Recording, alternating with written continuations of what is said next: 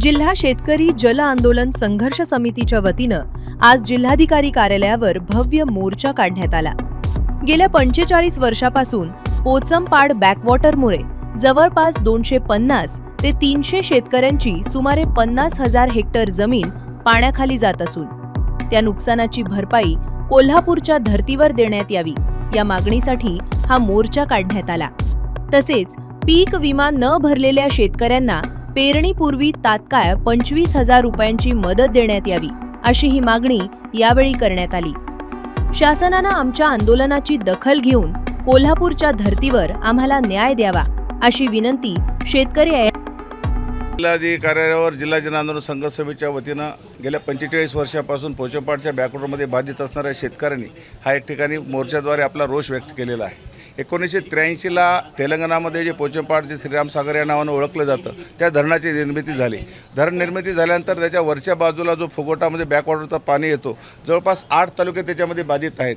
मुदखेडपासून उमरी, धर्माबाद, नायगाव, बिलोली, देगलूर आणि लोहा ही तालुके सातत्यानं पुरामध्ये जातात। शासनानं अनेकदा विनंती करूनही आम्ही गेल्या वर्षी 1 महिना आंदोलन केलं, मी पलीकडल्या वर्षी 1 महिना आंदोलन केलं। मग शेतकऱ्यांनी आंदोलन करू जर न्याय मिळत नसेल तर आम्हाला रस्त्यावर यावं लागेल। त्या अनुषंगानं ह्या पूरग्रस्त भागातील शेतकऱ्यांनी आपल्या विविध मागण्यासाठी जिल्हाधिकाऱ्यावर हा मोर्चा आणला।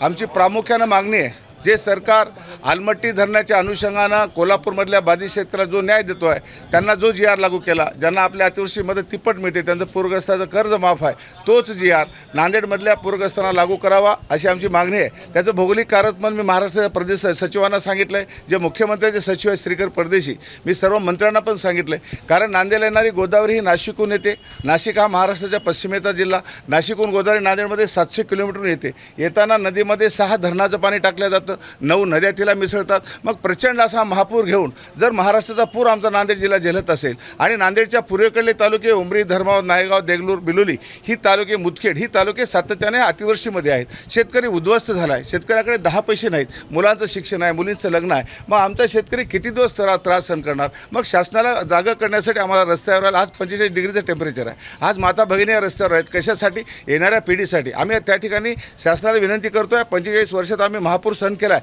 आमच्या ह्या मुलांसाठी शिक्षणासाठी म्हणा धरणग्रस्ताचं प्रमाणपत्र द्या। ज्या ठिकाणाहून पूर गेला आहे, मी शासनाकडे स्वतः साहेबाकडे माझी बैठक झाली प्रदेश सचिव साहेबांकडे की जो भाग पूरग्रस्त आहे अशा ठिकाणी कापणीपूर्वक तुम्ही कशाची पंचनामे करत आहात, ह्या लोकांना 100% पीक विमा लागू करा, जेणेकरून शेतकरी उभं टाकेल। याच अनुषंगाने पूरग्रस्त शेतकरी गरीब आहे, त्यांना खतासाठी सबसिडी द्या आणि आमच्या भागातल्या लोकांना एक न्याय द्या, ही मागणी मी शासनाकडे मोर्चाद्वारे केली आहे। जे पोचमपाडचा डॅम झाला ते 45 वर्ष व्हायले की आमची एकच मागणी आहे, ज्या डॅममुळं आमचे शेतकरी जे आमच्या शेतात पाणी शिरून पूर्ण पीक वाया जाते, हातातलं पीक पूर्ण वाया जाते। आम्हाला आत्तापर्यंत एकाही वेळेस मोबदला भेटला नाही आणि जे शेतकऱ्याला मदत भेटते वलितांची बी तेवढीच आणि कोरडवाळूची बी तेवढीच सारखाच अन्याय दर 45 वर्षापासून आम्हाला अन्याय होत आलेले आहे। याच्यावर स्वर्गवासी माझे उपमुख्यमंत्री अजितदादांनी 28/10ला एक मीटिंग घेतली होती। त्यावेळेस कलेक्टर साहेबांच्या मार्फत की 350 कोटी रुपये यांना मुआवजा द्या म्हणून सांगितलं होतं, परंतु काही काळावाद अजितदादा आपल्यात राहिले नाहीत, ते स्टॉप झालं। या शेतकऱ्याच्या जे मागण्या आहेत की आम्हाला सतत पाणी शिरून शेतामध्ये जे आमच्यावर अन्याय व्हायला आहे त्याच्यासाठी वाचना फोडण्यासाठी आज शेतकरी नेते मनूरकर काकांनी सगळ्या शेतकऱ्याला विश्वासात घेऊन आज मोर्चा काढला की आम्हाला शेतीसाठी जे अन्याय व्हायला त्याच्यासाठी। आणि आमच्या तालुक्यातले कोणीच आले ते नाहीत। शेतकरी स्वतःला शेतकरी नेते म्हणतात आणि जे आमदार खासदार आहेत ते आज शेतकऱ्यासाठी रस्त्याला यायला पाहिजे। आज ते AC मध्ये बसून आहेत आणि शेतकरी तळामळा आज 43 डिग्रीच्या तापमानामध्ये शेतकरी मोटरसायकलवर येऊन इथं कलेक्टर ऑफिसला आपल्याला पत्र देत आहे।